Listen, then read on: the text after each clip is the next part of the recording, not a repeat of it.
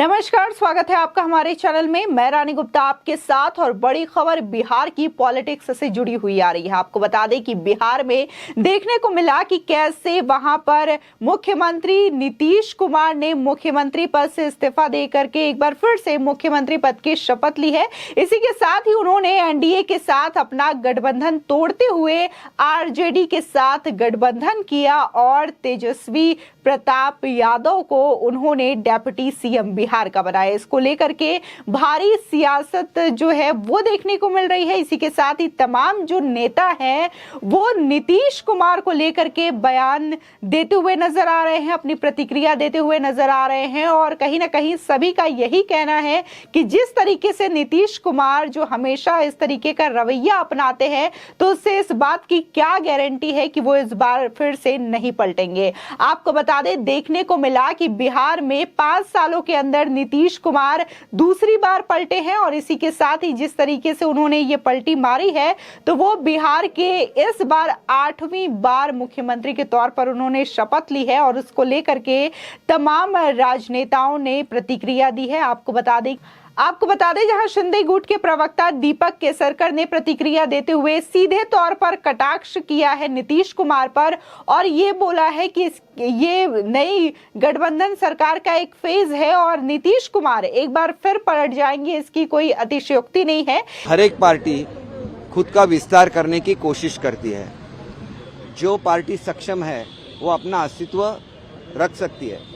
आप देखिए, बीजू पटनायक जी है, ओडिशा में काम कर रहे हैं। सब लोगों को साथ में लेके काम करते हैं। जब आप एक पार्टी के साथ काम करते हैं और उसी पे आप क्रिटिसाइज करते हैं, महाराष्ट्र में क्या हुआ आप देखिए। हम लोग यूपी में इकट्ठा थे। रोज संजय राउत सुबह 9 बजे उठते थे, मतलब जल्दी उठते थे, 9 बजे प्रेस कॉन्फ्रेंस लेते थे और बीजेपी को क्रिटिसाइज करते थे, सेंट्रल गवर्नमेंट को क्रिटिसाइज करते। इस तरह से दोस्ती नहीं चलती। दोस्ती इकट्ठा रहने से और मन से इकट्ठा रहने से दोस्ती बढ़ती है। लोगों के हित में जब आप काम करते हैं तो एक दूसरे का ख्याल रखना पड़ता है, उस वक्त दोस्ती बढ़ती है।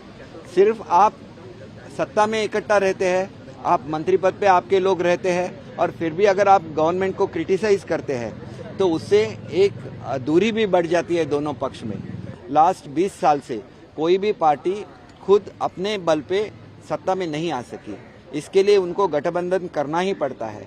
अगर वो गठबंधन इलेक्शन से पहले होता है तो वो गठबंधन को जनता वोट देती है और उस जनता का ऑनर करना चाहिए। लोकशाही में पक्ष का आदर नहीं करना चाहिए, उस जनता का आदर करना चाहिए जिन्होंने आपको वोट दिया है, जिनके बदौलत आप सत्ता में आते हैं, आप मुख्यमंत्री बनते हैं, आप मंत्री बनते हैं। तो आप उस लोगों को बाहर रखेंगे क्या? महाराष्ट्र में भी जो जनमत का कौल था वो बीजेपी और शिवसेना के लिए था, शिवसेना और कांग्रेस और राष्ट्रवादी के लिए बिल्कुल नहीं था। उन लोगों ने राष्ट्रवादी को हराया था, उन लोगों ने कांग्रेस को हराया था। उसके बावजूद भी अगर कोई नेता, मैं पवार साहब का नाम नहीं लूंगा, सत्ता में आते हैं तो उन्होंने जनमत का अनादर किया है। इतना ही मुझे कहना है। इसी के साथ ही उन्होंने सीधे तौर पर संजय राउत पर भी तंज कसा। दरअसल उन्होंने कहा कि जब हमारी सरकार महाराष्ट्र में थी, यानी कि महाविकास आघाड़ी की सरकार थी, और देखने को मिला था कि जो शिवसेना के कुछ नेता थे वो सेंट्रल में मिनिस्टर हैं, मंत्री हैं, इसके बावजूद जो संजय राउत है वो सुबह सुबह उठ करके एक प्रेस कॉन्फ्रेंस करते थे और उस दौरान सेंट्रल गवर्नमेंट को क्रिटिसाइज करते थे जिसके साथ उनका गठबंधन है। यानी कि जो शिवसेना के मंत्री सेंटर में मंत्री हैं, उसी सरकार के खिलाफ वो बोलते हुए नजर आते थे। लेकिन अगर आपको सरकार चलानी है तो आपको मित्रता भी रखनी होगी। ऐसा नहीं है कि आप किसी एक को क्रिटिसाइज करें और उसी की आड़ में मित्रता भी निभाएं। इसी के साथ ही आपको बता दें, असम के मुख्यमंत्री हेमंता बिस्वा शर्मा ने भी सीधे तौर पर कहा कि अगर किसी को 6 महीने के अंदर एक पार्टी से दूसरे पार्टी में शिफ्ट होना है, यानी कि दल बदल करना है, तो उसके लिए नीतीश कुमार दरअसल एक मार्गदर्शक के तौर पर देखे जा रहे हैं। और उन्होंने भी कहा कि इसकी क्या गारंटी है कि नई सरकार के साथ वो एक बार फिर से पलटी नहीं खाएंगे। In Bihar today, new government has taken charge. JDU has left the BJP. Now the opposition, some of the opposition parties are saying that this is a new beginning. But how can you guarantee that Nitish Kumar will not again go out of that coalition after 6 to 8 months? because he is most unpredictable person. We have also changed political party, but we have not changed like him. So he is a margdarshak for everybody who wants to change party in every 6 months. To Nupur Sharma, she has been given protection and all her cases will be now transferred to Delhi. So earlier a lot of people attacked her without knowing the case details. So I think on this I should not comment because it is a judicial process, and whatever verdict has been given by Supreme Court, I think that must be passed after examining all the issues. But normally I know whenever there is a multiple cases across the country, it has to be tried in any court or any jurisdiction. It cannot be that in same case you will move around across the nation. So as an advocate, I think it is a quite a it is a basic things which has been it is not something which you can say that okay, this is judgment, but and we need to discuss. I think this is a very, very basic judgment. It is not, I am not talking about this case, but in any case I think this is the judicial course. इसी के साथ ही आपको बता दें कि बंगाल के विधानमंडल के नेता प्रतिपक्ष शुभेंदु अधिकारी ने भी सीधे तौर पर कहा कि जिस तरीके से 2020 में चुनाव लड़ा गया था तो वो नीतीश कुमार के चेहरे पर नहीं बल्कि प्रधानमंत्री नरेंद्र मोदी के चेहरे पर लड़ा गया था, उनकी इमेज पर लड़ा गया था। इसकी वजह से जेडीयू यानी कि नीतीश कुमार को जीत मिली थी, वो भी एनडीए गठबंधन के साथ। अगर 2020 में एनडीए के साथ वो इलेक्शन नहीं लड़ते तो उन्हें हार का सामना करना पड़ता। और सीधे तौर पर उन्होंने कहा है कि बीजेपी जो है एक बार फिर से बिहार में सरकार बनाएगी और अपने दम पर बनाएगी, न तो किसी गठबंधन के साथ बनाएगी। बिहार में जो हुआ उसमें भाजपा को फायदा हुआ, नीतीश कुमार लायबिलिटी है। पिछले जो चुनाव हुआ था 2020 में, उस चुनाव में बीजेपी का कृपा से और मोदी जी का इमेज, ये दोनों मिला के वहाँ नीतीश जी का सरकार आया। पूरा के पूरा क्रेडिट बीजेपी का है।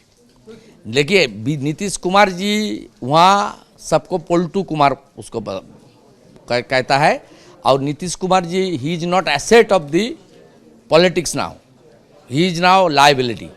इसलिए एक पॉलिटिकल कार्यकर्ता के नाते, भाजपा की नेता प्रतिपक्ष के नाते नहीं, राजनीति से जुड़ा हुआ कार्यकर्ता के नाते मैं पर्सनली खुश हूँ। इसमें भाजपा का अपने बलबूते पर अगले सरकार बनेगी। भाजपा की एक ज़बरदस्त चीफ मिनिस्टर बिहार में मिलेगी और लोकसभा चुनाव में भी दूध का दूध पानी का पानी सबका सामने आ जाएगा। तो तमाम जो प्रतिक्रियाएं आ रही है कहीं ना कहीं यही बताया जा रहा है कि नीतीश कुमार किस कदर उन्हें देखा गया है, कि नीतीश कुमार को देखा गया है कि कैसे उन्होंने पहले एनडीए के साथ रहे, फिर एनडीए से साथ छोड़ करके वो चले गए लालू यादव के साथ, फिर लालू यादव से गठबंधन तोड़ने के बाद फिर से वो बीजेपी में आ जाते हैं और बीजेपी से गठबंधन तोड़ने के बाद वो एक बार फिर से तेजस्वी यादव के पास चले जाते हैं। तो ये जो चीजें है, समीकरण है, दिखाती है कि वो 8 बार मुख्यमंत्री बने हैं, लेकिन इसी तरीके की उनकी जो सियासी फेरबदल रही है, उठा पटक रही है, और जिस तरीके से वो पलटते गए हैं अपनी सियासत में, इसको लेकर के तमाम जो नेता हैं वही अपनी राय रखते हुए सीधे तौर पर कटाक्ष कर रहे हैं नीतीश कुमार पर, और ये कह रहे हैं कि ये नई गठबंधन सरकार का मात्र एक फेज है, ये एक बार फिर से पलट सकते हैं और फिर से किसी और सरकार के साथ नीतीश कुमार गठबंधन कर सकते हैं। आपको बता दें कि नीतीश कुमार ने दरअसल तेजस्वी यादव और इसी के साथ ही तेज प्रताप यादव को भ्रष्टाचारी बताया था, और उन्होंने कहा था कि इसकी कोई संभावना नहीं है कि मैं उस पार्टी के साथ गठबंधन करूंगा। लेकिन आज की सियासत में देखें तो नीतीश कुमार आज उन्हीं पार्टी के साथ है, उन्हीं नेता के साथ है जिनको वो कभी भ्रष्टाचारी और करप्टेड पार्टी बताया करते थे। आपकी इस खबर पर क्या राय है, हमारे कमेंट सेक्शन में जरूर बताएं। आगे की और भी अपडेट के लिए चैनल को सब्सक्राइब करना ना भूलें।